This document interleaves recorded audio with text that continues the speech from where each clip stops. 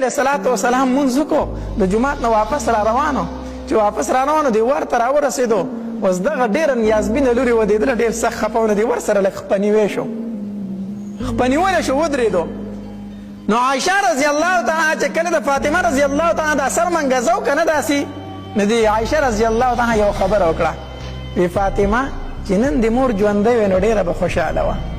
چې مور د ژوندی وی ډېره به خوشحاله وه چې ستا نکاح نن د علي رضی الله تعالی سره کېږي چې د عایشې د خولې نه دا الفاظ وتل د ور سره نبي علیه السلام ولاړو په ژړا شو چغې کړه وی وا خدیجه وا خدیجه خدیجه رضی الله تعالی راده شو د هغې لور ودیږي نبي علیه السلام زړه باندې هسې غم و او چې دننه عایشه د هغې نوم واخیسته نو نبي علیه السلام بهر چغه کړه وا خدیجه عایشه رضی الله تعالی چې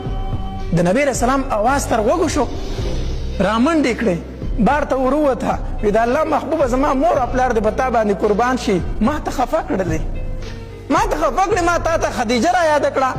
د الله محبوبه زه به ستا د خدیجې نه زیات عزت وکړمه زه به تا ته د هغې نه زیاته مینه درکړمه نبي علیه الصلاة والسلام ورته څه فرمایي وایي عایشه خدیجه خو خدیجه ونو خدیجه خو خدیجه ونو ستا قوم په ما باندې لرې کېښودل ستا قوم زه د کلي نه شړلمه او خدیجه به راله ما ته به یې تسلي راکوله خدیجه خو خدیجه ونو هغه تیاره که نبي علیه السلام د سترګو مبارکو نه اوښکې به یې او د علي رضی الله تعالی عنه د کور نه صرف څلور زنانه رالي څو تنه صرف څلور تنه رالي په جنس کې په فاطمه رضی الله تعالی پسې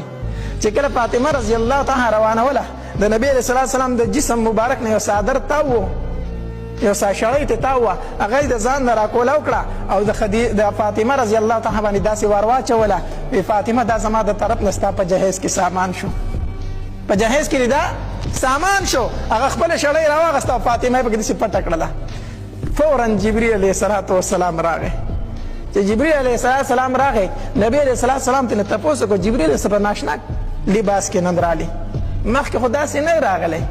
نن خو د جامې ډېرې بدلې دي وی د الله محبوبه چې د خپل جسم نه د څادر راواغستو او په فاطمه د څادر ور واچو قسم په الله په اسمان کې تمامو فرشتو ستا لباس خپل کو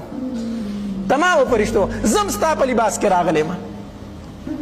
نبی علیه السلام چې سر مبارک جبریل ته اوچت کو داسې اوښکې را روان وي جبریل ورته وایي د الله محبوبه اوښکې د ځمکه ته ورتا ونه شي ورنه الله به قیامت قایم کړي احتیاط کوه خیال کوه اوښکه دې ګورې ځمکې ته ونه رسي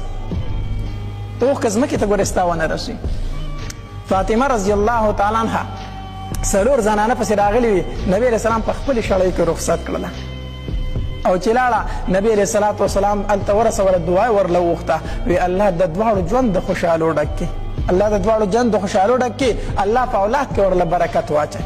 د دعا یې ورله وغوښته د واده ړومبۍ شپه ده علي رضی الله تعالی عنه کور ته راغی چې څنګه راغی که نه فاطمه رضی الله تعالی عنه لومبۍ اودس کړی دی لوټی ورته ایښي د علي رضی الله تعالی عنه ته د اوبو وی علي لومبۍ پاسه اودس وکړه لومبۍ پاسه څه وکړه اودس وکړه او زه ګورم چې په اوداسه کې ته زما د بابا څومره سنت ژوندي کوي زما د بابا د سنتو څومره خیال ته ساتي علي رضی الله تعالی عنه پاسېدو چې کله اودس وکړو که نه نو فاطمه رضی الله تعالی ورته مسله خوره کړله مسله ورته خوره کړه وی علي زه مونځ کومه ته مونځ وکړه او چې کله دواړه مونځ وکړو ته دعا غواړه زه به پې امین وامه ته دعا کوه زه به پې څه وامه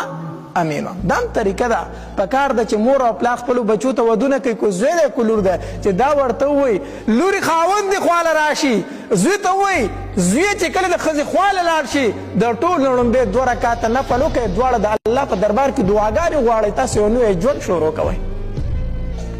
یو نوی ژوند شروع کوئ